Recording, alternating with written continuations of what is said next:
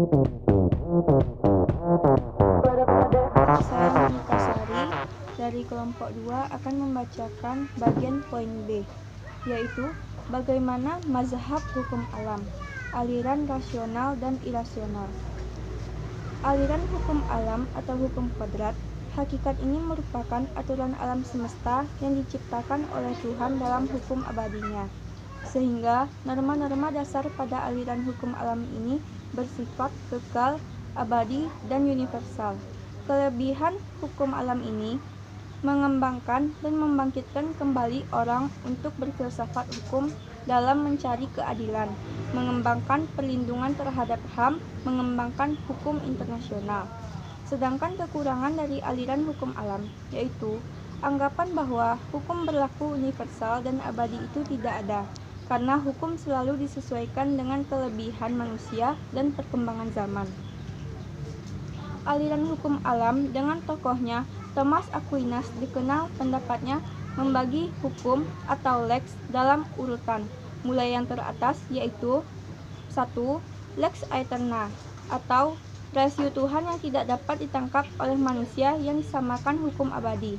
Yang kedua, lex divina, rasio Tuhan yang dapat ditangkap oleh manusia. Yang ketiga, lex naturalis, penjelmaan dari lex aeterna dan lex divina.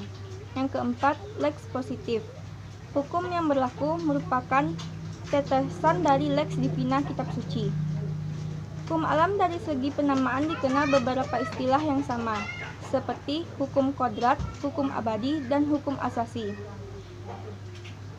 Hukum alam berlaku untuk semua tempat dan untuk segala zaman dengan landasan premis dan norma-norma dasar yang tetap, dengan bentuk yang tetap dan tidak berubah-ubah untuk selama-lamanya dan dimanapun itu. Menurut Van Apeldoorn, kemampuan hukum alam untuk membentuk suatu sistem hukum absolut atau universal berkaitan dengan konsep hukum yang dikembangkan pada prinsipnya muncul dalam ungkapan ius quia justum, yang berarti hukum adalah keadilan atau hukum adalah aturan yang adil. Selanjutnya, menurut Lili Rasjidi tahun 1988, hukum alam adalah hukum yang sesuai dengan pembawaan kodrat manusia yang rasional. Yang selanjutnya, APD Entraves tahun 1963 menyatakan bahwa gagasan hukum alam dipandang sebagai norma yang memastikan tentang benar dan salah sebagai pola hidup yang baik, yakni hidup yang selaras dengan alam. Aliran hukum irasional. Aliran hukum alam irasional berpendapat bahwa hukum yang berlaku universal dan abadi itu bersumber dari Tuhan secara langsung.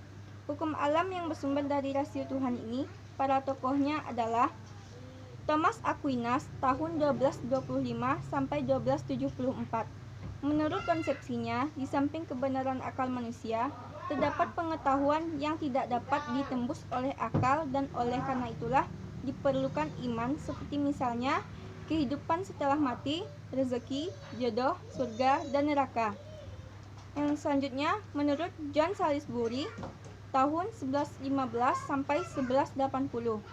Menurutnya, gereja, hukum Tuhan, dan negara, hukum positif, perlu bekerja sama ibarat hubungan organis antara jiwa dan raga. Selanjutnya, Dante Alighieri tahun 1265 sampai 1321. Begitu menentang penyerahan kekuasaan duniawi kepada gereja.